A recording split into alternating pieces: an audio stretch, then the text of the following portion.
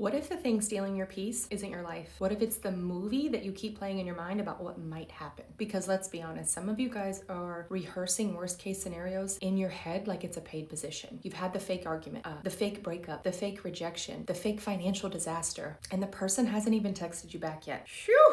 Can we be honest? You're not tired from reality. You're tired from living tomorrow's problems in today's body. That's what's draining you.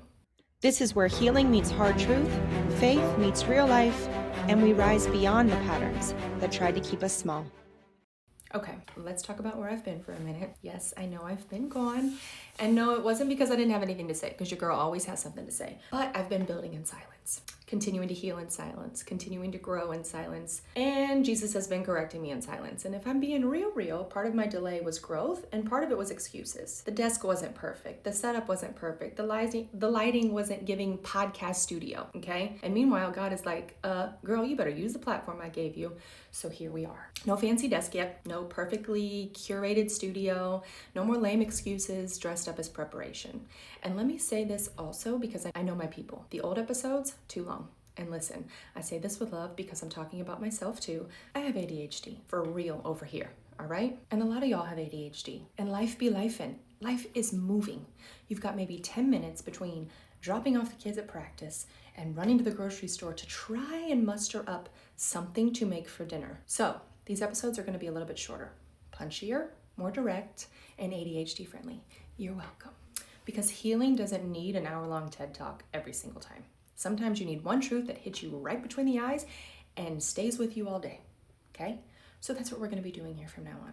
So listen, I know what it feels like to live in your head, to run every possible worst-case scenario, to run in your head every possible outcome before it even happens, to mentally prepare for disappointment so it won't hurt as bad if it does come. You see, somewhere along the way, life teaches us that expecting the worst feels safer than hoping for the best.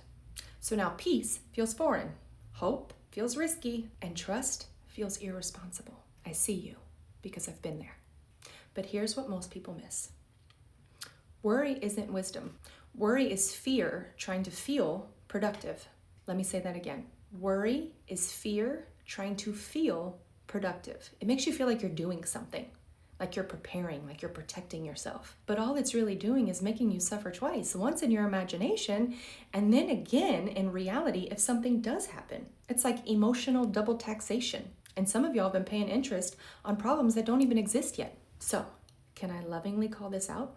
Okay? Because some of the things that we are calling wisdom is really just fear in church clothes. Ooh, it sounds mature. It sounds responsible. It even sounds spiritual sometimes. But underneath, it's all fear. Half the things we call discernment are really us assuming that everything is going to fall apart.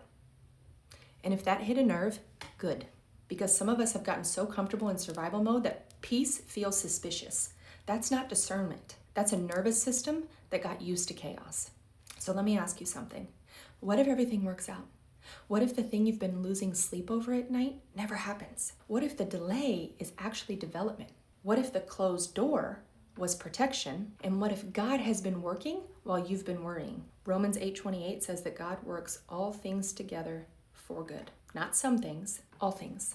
Even the things you don't understand yet. Even the things that don't make sense in the moment. Even the seasons that felt silence, especially those. So I want you to sit with this today, and I want you to ask yourself, how much peace have you sacrificed trying to control a future you haven't even lived yet? How many times have you delayed joy because fear sounded like wisdom? How much of your energy is being spent on problems that only exist in your mind? And here's the hard one. What if today is starving for your presence because tomorrow keeps stealing your attention? That part. And I'm going to say it again. What if today is starving for your presence because tomorrow keeps stealing your attention? What are you missing out on? Now, I know that's a tough pill to swallow, but I'm going to give you some action steps that will help you work through that next time your mind starts racing. Because that stops today. We're not doing that anymore. 1, you're going to catch the spiral in real time. Real time. The next time your mind starts racing with worst case scenarios, you're going to ask yourself, is this happening right now or am I predicting pain? This question is going to pull you back into the present, and it's going to help you separate reality from fear-based imagination, okay?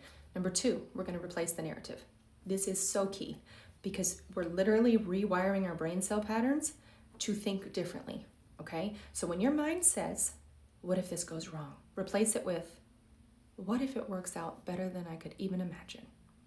This isn't toxic positivity, okay? This is retraining your mind to stop defaulting to disaster, because that is not getting you anywhere. Number 3, we're gonna practice present peace. Ask yourself, what needs my attention today? Not next week, not the hypothetical problem, today. Your peace lives in the present. At the beginning of this episode, I asked you, what if the thing stealing your peace isn't actually your life? And now here's the truth. For many of us, it's not. It's the story. It's the assumption. It's the mental movie. It's fear narrating a future that hasn't happened. And meanwhile, today is passing by. Your kids are growing. Your life is moving. Your purpose is waiting. Don't let a fake future rob a real present. So here's what I want to leave you with. You do not need to suffer in advance to survive later. Trust that when tomorrow comes, you will have the grace, wisdom, and strength to meet it. But today, be here. Be present. Be faithful with what's in front of you. If this episode hit home, please head to the link in my profile. That's where you'll find everything, okay? My socials, the Sovereign Rain merch, the Rain Room Founders Circle for women who are ready to stop repeating the same patterns, the free Virtuous Overcomer Blueprint, the 10-day devotional, and all the tools that you need to help you move forward into your next stage with intention. Until next time, stay holy, stay bold, stay sassy, and rise anyway.